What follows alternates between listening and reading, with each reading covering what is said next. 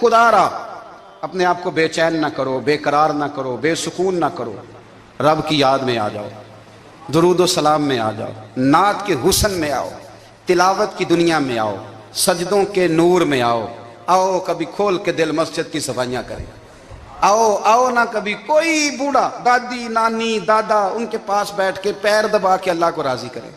یہ کیف والی جگہ ہیں، یہ سرور والی جگہ۔ اتنی بے چین ہماری زندگی ہے، بے قرار ہے، تڑپتے ہوئے لوگ، لڑتے ہوئے لوگ، ایسے لگتا ہے اب ایک دوسرے کا گریبان تھام لیں گے، بے قرار بے چین۔ کسی کو انتظار کا کہا جانا کہ 10-20 منٹ کسی کا انتظار کرو، تو بعض لوگوں مجھے ایسے لگتا ہے جیسے یہ ان کا کلیجہ پھٹ جائے گا، ڈاکٹر کے انتظار میں بیٹھے ہیں تو بڑے پریشان ہیں۔ کسی کو ملنے گئے ہیں کو آدھا گھنٹہ بیٹھنا پڑ گیا تو بڑی دقت میں ہیں۔ اپنے آپ کو سکون دیں۔ آپ یقین کریں بڑا مزہ آتا ہے، کبھی کسی کا انتظار کرنا پڑے تو 2-4 تسبیح درود شریف پڑھی جاتی ہے، یعنی ذوق بن جاتا ہے کہ چلو اللہ نے موقع دیا ہے، کوئی سرکار کو یاد کر لیں، تنہائی مل گئی۔ ہمارا مزاج جس سختی کا شکار ہے وہ سختی آہستہ آہستہ ہمیں زیادہ آزمائش میں ڈال گئی۔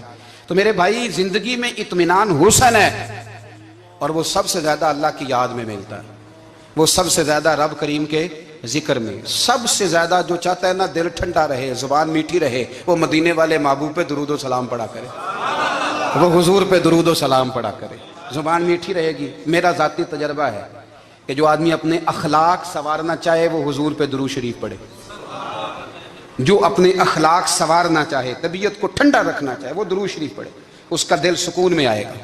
کچھ کام اور ہیں زندگی میں اطمینان کے لیے، ان کا ہونا بھی بڑا ضروری ہے۔ سب سے پہلے اگر آپ چاہتے ہیں نا زندگی میں سکون ہو تو حقیقتوں کا سامنا کرنا سیکھیں۔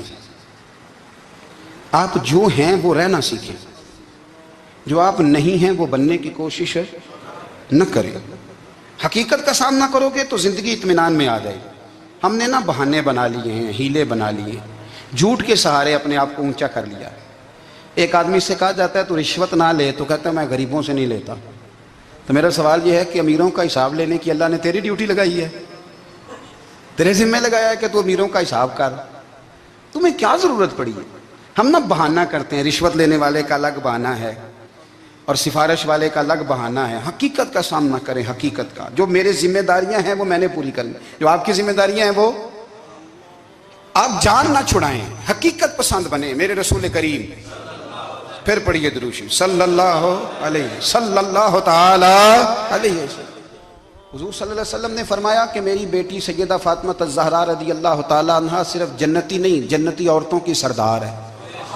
لیکن حضور نے یہ بھی فرمایا کہ فاطمہ یہ خیال رکھنا اگر اللہ نے حساب پوچھا تو حساب تم نے خود دینا ہے۔ نہیں، حقیقت کی طرف توجہ کرائی حضور نے، وہ صرف جنتی نہیں، جنتی عورتوں کی سردار ہیں، پر حقیقت کی جانب توجہ۔ میں حقیقت یہ ہے کہ اگر مالک نے حساب پوچھا تو اس کی تیاری بھی کرنی ہے۔ دیکھیں نا، ہمیں کچھ یقین نہیں، اللہ معاف کرے کہ ہمارا حساب کیسا ہوگا، لیکن کتنے آزاد ہیں۔ یعنی بڑی دلیری سے بندے کہتے ہیں فجر نہیں پڑھتا جی، 3 پڑھتا ہوں جی، شاہ رہ جاتی ہے جی، کپڑے صاف، بڑی دلیری سے۔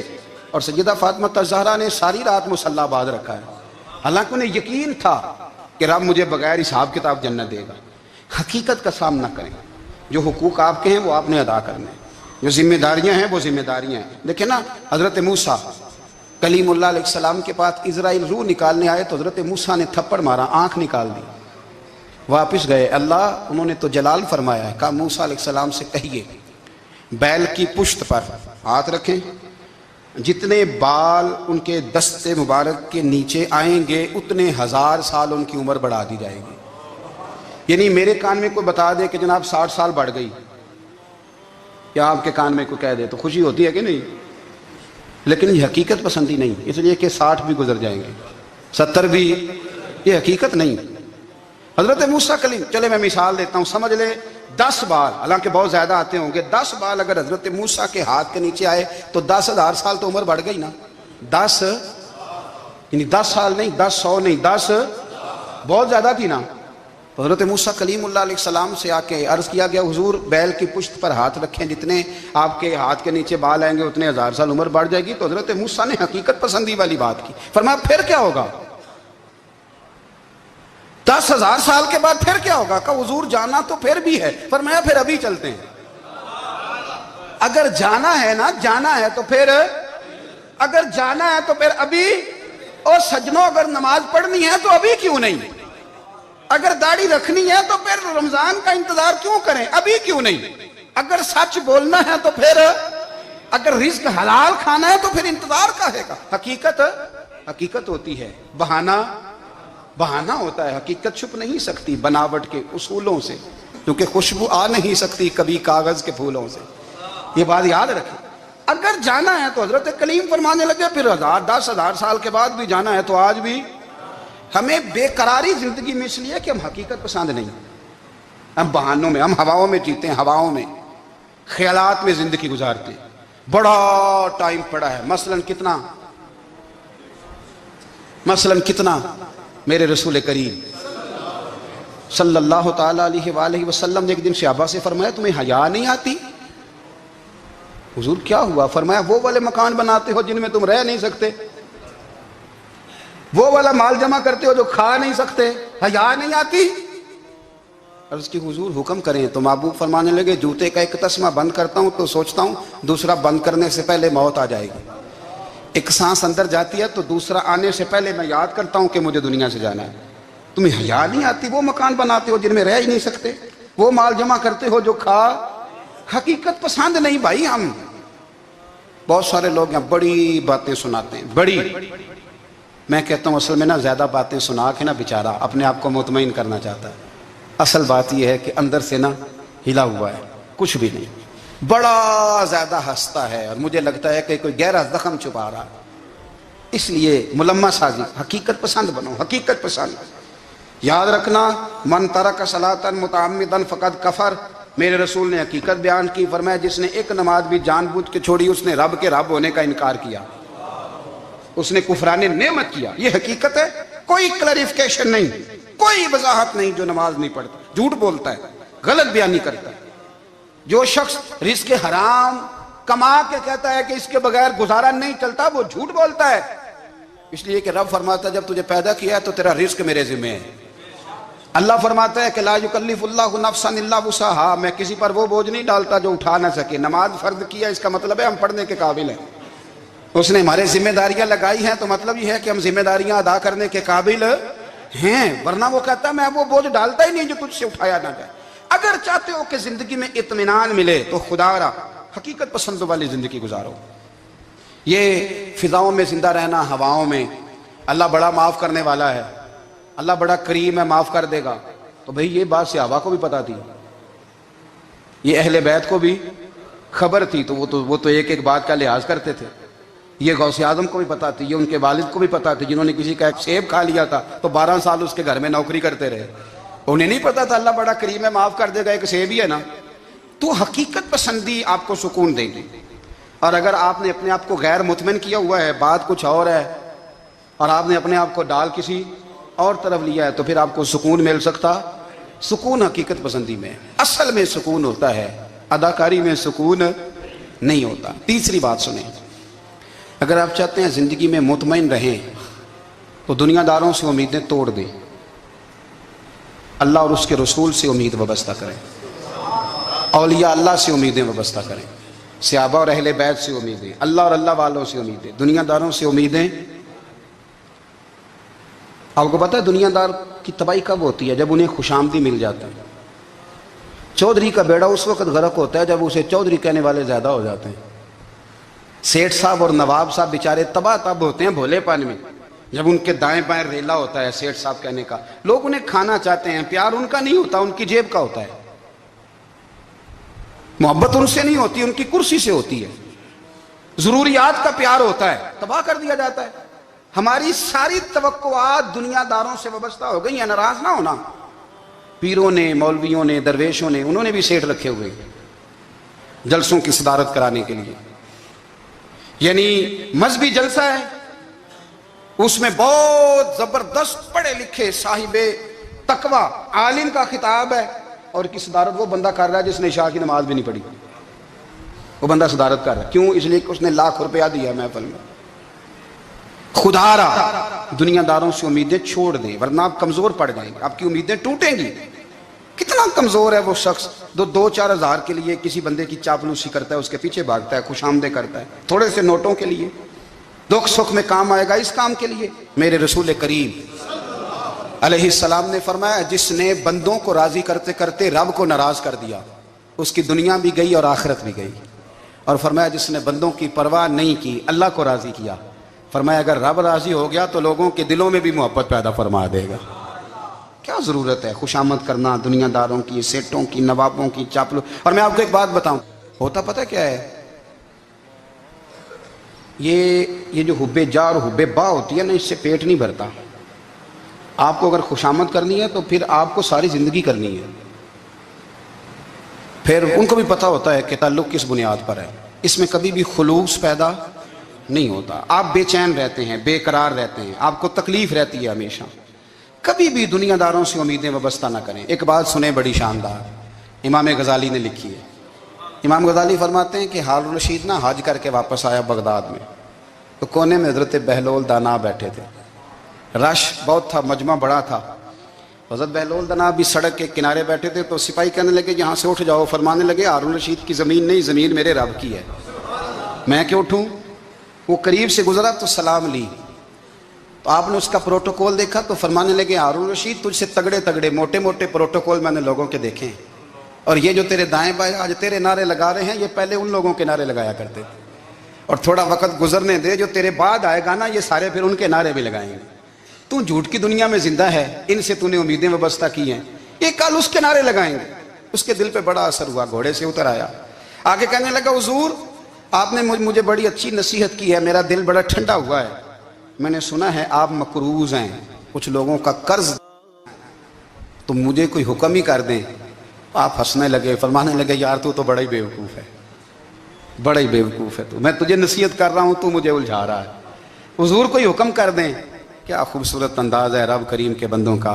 हज़रत बहलोल दाना फरमाने लगे तेरा रब कौन है। कहा अल्लाह। तो फरमाया मेरा कौन है।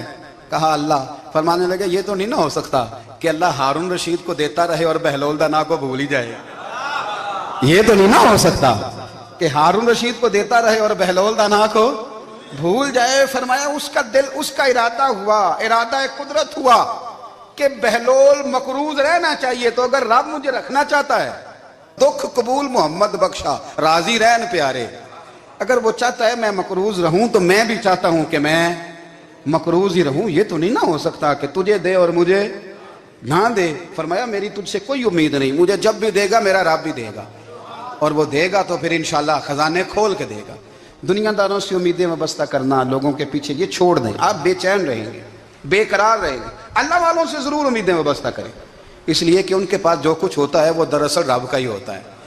लेकिन सेठों से, नवाबों से, सियासतदानों से बाज आ जाए, हमारी बड़ी उम्मीदें वाबस्ता हैं। मैं अक्सर कहता हूँ जितने फेरे नौकरी के लिए दुनियादार के दरवाजे पे लगाए हैं ना, इससे कम दफ़ा मस्जिद में नफल पड़े होते तो रब उतनी बड़ी मेहरबानी फरमा देता। तीसरी बात यह याद रखें, अगर सुकून लेना चाहते हैं ना, अगर सुकून लेना चाहते हो ना, तो लोगों को डिस्कस करना बंद कर दो। किसको अल्लाह ने कितने पैसे दिए हैं वो जाने और अल्लाह जाने, किसको अल्लाह ने कितनी गाड़ियां दी हैं वो जाने, और लोगों को डिस्कस करना जी।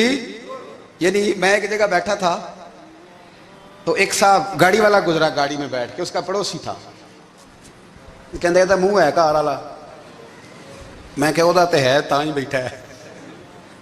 ਤੇ ਹੁਣ ਮੈਂ ਕਿਹਾ ਉਹ ਸਮਝਾਣਾ ਸੀ ਨਾ ਉਹਨੂੰ, ਮੈਂ ਕਿਹਾ ਤੂੰ ਤੇ ਮੈਂ ਹਿਸਾਬ ਲਾਈਏ ਵੀ ਸਾਡੇ ਕੋਲ ਕੋਈ ਨਹੀਂ, ਉਹਦਾ ਤੇ ਹੈ। देखिए ना अल्लाह ने उसे दी है ना, तो अल्लाह ने चाहा ना वो कार में बैठे, तो इसने फटे पे बैठ के ये तबसरा किया कि मुंह है कार वाला। मैं क्या भी वो तो है ता कार है। अब मुझे तुझे अंदाजा लगाना चाहिए कि हम क्या ये बहस है। यदि अल्लाह को चाहिए था माज अल्लाह के पहले तुमसे पूछता कि इसे कार देनी है कि नहीं। क्या मतलब फसूल बहस है। वो चीज हमें इतना तंग करती है, इतनी तकलीफ देती है कि आप यकीन करें सारा दिन उसी को डिस्कस करते हैं, सारा दिन।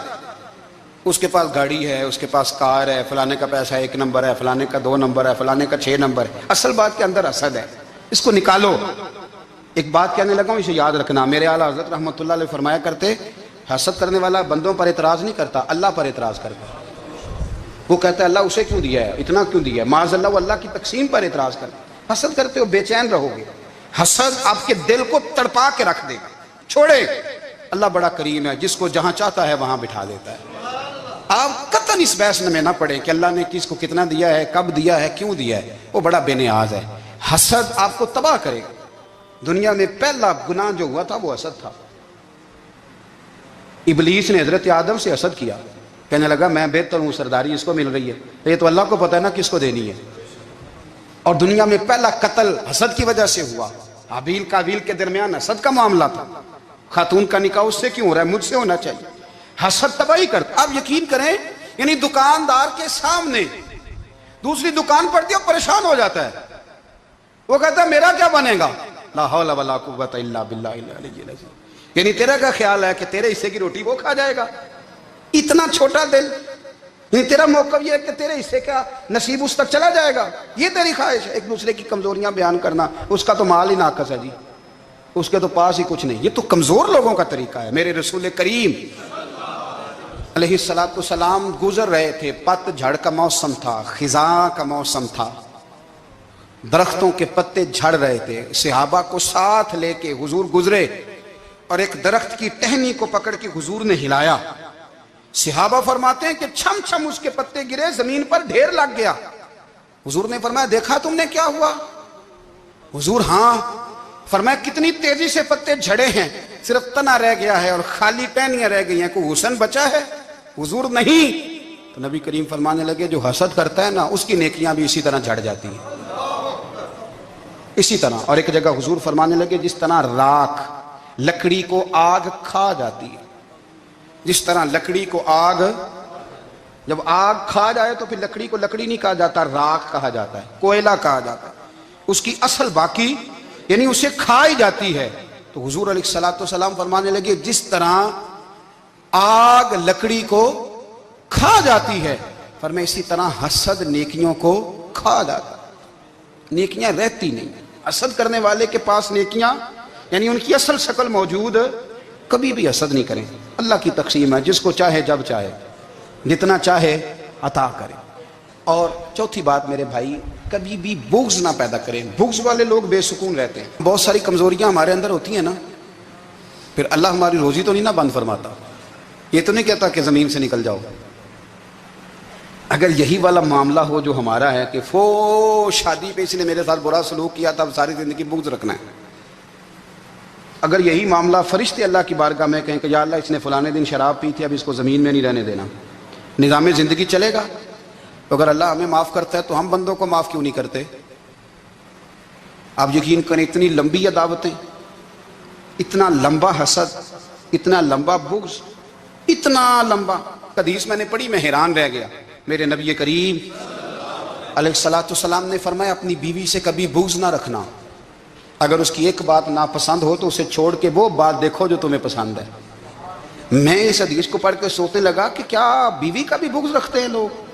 اب حضور نے کہا ہے تو اس کا مطلب ہے لوگ بیوی کا بغض بھی رکھتے ہیں۔ اب اس پر استدلال کر کے مجھے کہنا پڑے گا کہ سسرال والوں کا بغض بھی رکھتے ہیں، کہنا پڑے گا کہ بھائی کے سسرال والوں سے بھی بغض رکھتے۔ اس حدیث کی روشنی میں سمجھا کہ لوگ بھابھی کا بغض رکھتے ہیں، بغض، ورنہ عادتیں تو ہماری بھی کئی بری ہوتی ہیں۔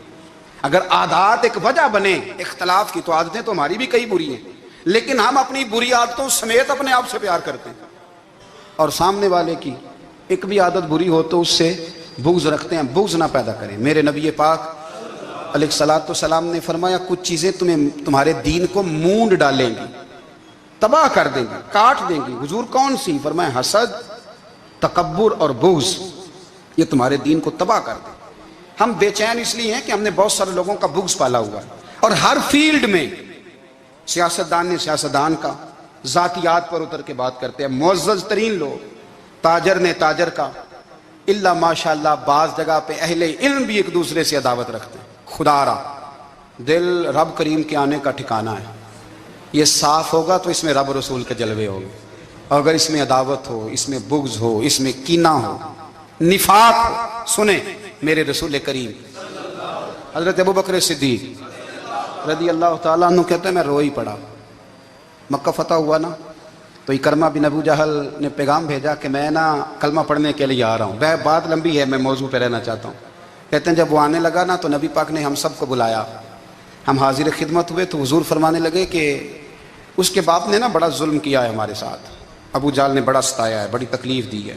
آپ مجھے بتلائیں کہ وہ ایک دفعہ کسی شادی پہ بحث ہوتی ہے بیوی کے بھائی کے ساتھ, پھر ساری زندگی اس بیچارے کو معافی, وہ 10 دفعہ گھر آتا ہے معافی مانگنے پر, سوال ہی نہیں پیدا ہوتا میں او ہو مجھے ہی کہہ دیا,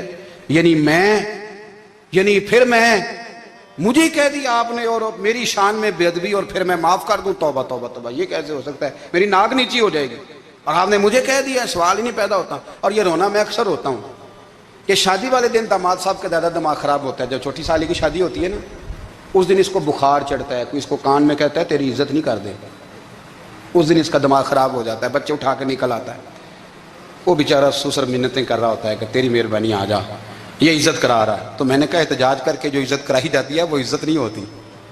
ہاں یہاں مانگ کے عزت لیتے ہیں لوگ, یا احتجاج کی کوئی عزت ہے؟ آپ کے اندر کمالات اتنے ہوں کہ آپ کی عزت کرنے کو دل چاہے, یعنی مزہ آئے, یعنی لطف آئے, یعنی آپ دور بیٹھے ہوں تو کسی کا دل کرے آپ کو اسٹیج پہ بلانے کے لیے. یہ کیا بات ہوئی کہ چھائے جانا اور بھاگ کے آگے جانا, ان سے نکلیں. اکرمہ بن ابو جال کلمہ پڑھنے کے ارادے سے آ رہے ہیں, حضور علیہ السلام نے صحابہ کو بلایا.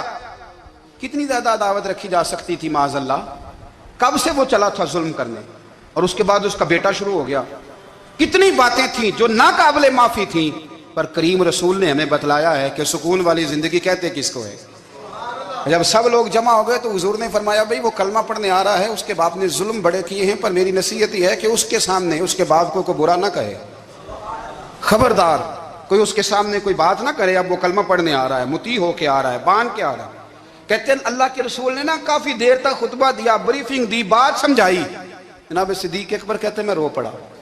ایک صحابی مجھے کہنے لگے تمہیں کیا ہوا؟ تو میں نے کہا میں مصطفیٰ کی رحمت پہ رو رہا ہوں. دیکھو کن کے لیے حضور گراؤنڈ بنا رہے ہیں, اے دیکھو کن کے لیے حضور تیاری کر رہے ہیں, جنہوں نے ساری زندگی دشمنی کی. خدا را یہ اندر سے عداوتیں نکال پھینکو. او بھائی اتنا تو لمبا ٹائم ہی کوئی نہیں, اتنا تو وقت ہی کوئی نہیں, اس کو صاف رکھو. بندہ کوئی کر بھی گیا تو کوئی حرج نہیں. چنگی مندی سجنا کولوں 100 واری ہو جاندی, یار یاراں دا گلا نہیں کر دے. اصل پریت یار یاراں دا جڑا گلا کردا جے یار نہیں جے ہوندا. ہاں پکی بات, پکی پیڑی. میرا ایک سنگی مجھے آ کے آنے لگا فلانی جگہ بندہ یہ بات کر رہا تھا. میں کہ تو اوتھے ہی سیں سوندا سیں, تم ہی نال ہی سیں. میرا تو سجن بات سن ہی نہیں سکتا. چنگی مندی سجنا کولوں 100 واری ہو جاندی, یار یاراں دا گلا نہیں کر دے. اصل پریت جنہاں دی. ہاں جو بندے پھر ہوتے اس طرح کے, ان کے لیے بھی میاں صاحب نے کہا ہے, ان کے لیے بھی میاں صاحب نے کہا ہے, ان کے لیے بھی آپ نے بات ارشاد فرمائی ہے. آپ نے فرمایا چنگا ہویا لڑ نیڑیوں چھٹا, کتے عمر نہیں لنگی ساری. بے قدران دی یاری کولوں توبہ لکھ لکھ باری. او چنگا ہویا لڑ نیڑیوں چھٹا, کتے عمر نہیں لنگی ساری. جو اس طرح کا تھا نا شکوے کرنے والا, بغض رکھنے والا, فرمایا بے قدران دی یاری کولوں توبہ, یعنی لاکھ تے لاکھ کنے ہو گئے, یعنی 2 لاکھ باری توبہ کی تھی انہوں نے, گنی نہیں جا سکتی جتنی میاں صاحب نے توبہ کر دی. بے قدرے دوست, بے قدران دی یاری کولوں توبہ لکھ لکھ باری. چنگا ہویا لڑ نیڑیوں چھٹا, کتے عمر نہیں لنگی ساری. تو مہربانی کریں, ایک تو اگر آپ مطمئن رہنا چاہتے ہیں تو کبھی کبھی نا مست ہو کے ذکر الہی کریں. مست ہو, وہ والا ذکر نہیں جس میں آپ موبائل بھی دیکھ رہے ہیں اور کہانیاں بھی. میرے سامنے کو بندہ جمعے والے دن یا تقریر کے درمیان تسبیح لے کے بیٹھ جائے تو میں اس سے پوچھتا ہوں تو 2 کام ایک ٹائم جی میں پہ کرنا ہے. میری بھی بات سن رہے ہو, تسبیح پڑھی تو ممکن ہی نہیں.